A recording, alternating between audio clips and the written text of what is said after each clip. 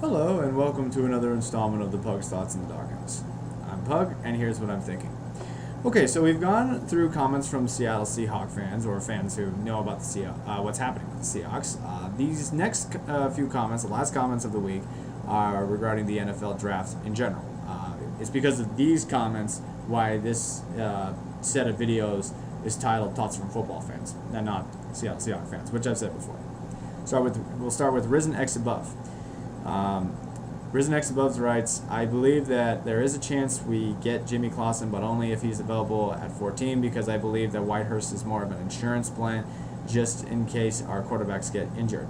Also, and I add that Jimmy Clausen isn't what I want because he doesn't have any leadership skills, but he does have talent, and that's what we need. This is true. This is very true, but now he's on the Carolina Panthers. I'm so happy he's not going to be a Seahawk. He's the one player I didn't want to be a Seahawk from the draft. Carolina can deal with the lack of leadership skills and him being overrated coming out of Notre Dame. Also, he doesn't have Golden Tate anymore to throw to, so we'll see how that affects him. Last comment of the week is from AV Seal 2010. AV Seal 2010 writes, so that is who Mike Riley is. Presently, Mark Bulger was released. Kyle Bowler is with the Raiders. A.J. Philly has been signed.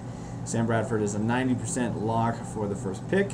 Bradford will sell more tickets than Sue. If they take Sue, expect to see Colt McCoy picked in the second round. Also, Cleveland may swap first-round picks with the Rams and would take Jimmy Clausen. Riley and Noel will be battling for the third QB spot with 4 NFL games. Noel has the advantage. Yeah. As much as I wanted and thought Sue would be the number 1 pick, the Rams did take Sam Bradford. And you are correct, Keith Noll has the advantage with playing 4 games.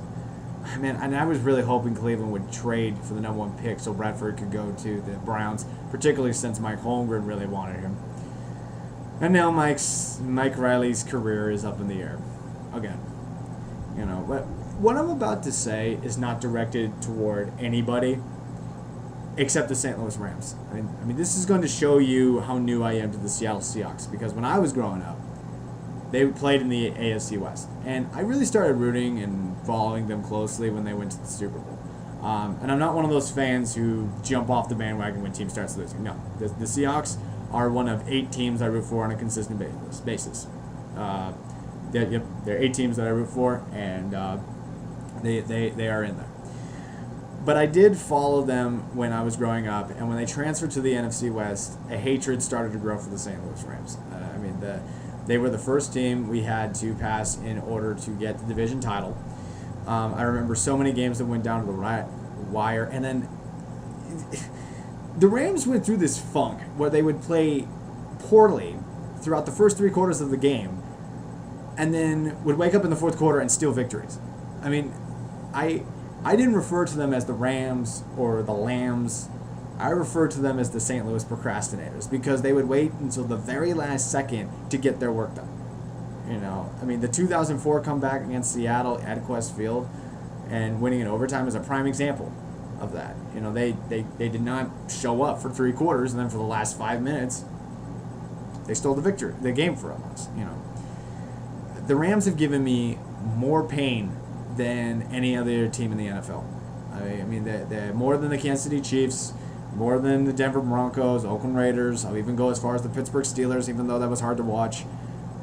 You know, I've enjoyed our 10-game winning streak against St. Louis. I know that streak will end eventually, but I've enjoyed every game because St. Louis, you're up there with the Oakland A's as one of the top teams that I hate.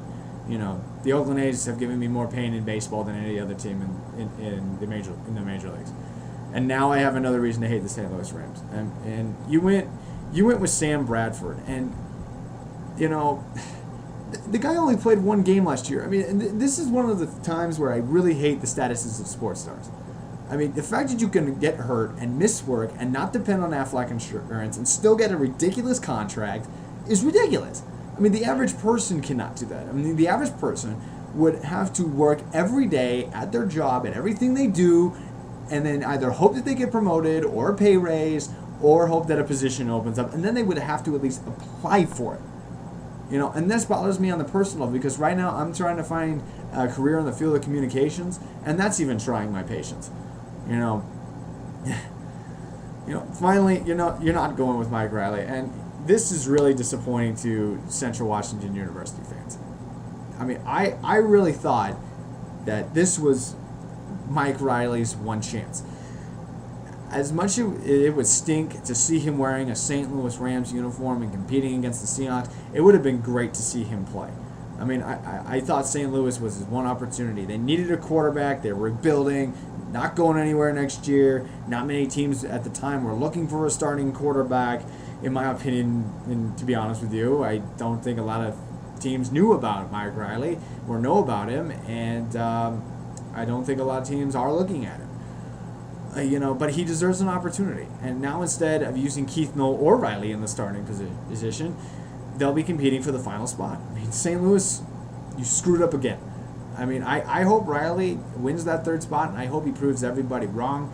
And if he gets playing time with a different team, I hope he goes off against the Rams, Green Bay Packers, and Pittsburgh Steelers, because all those teams have not. He's been a part of all those teams, and he hasn't gotten the opportunity to play it.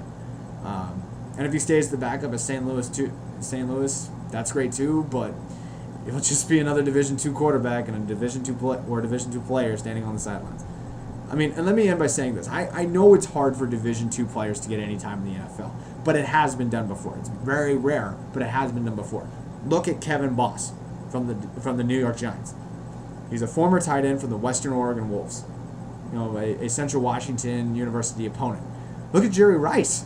He played Division II football at some no-name school somewhere in this country. So it has been done before. So St. Louis, thanks for giving me another reason to hate you. Okay, so that will do it for this week. Ended on a rant, but that's okay. I'll be out of town for the next couple of days. This probably will be my last video of the week. If it's not, expect another video on the NHL playoffs. Next week's topic is kind of up in the air. We'll see how it goes, but I will be back next week. So thanks everybody for watching and who commented on videos and sent me messages. Thanks to all my subscribers. And until next time, this has been another installment of the Pug's Thoughts in the Doghouse.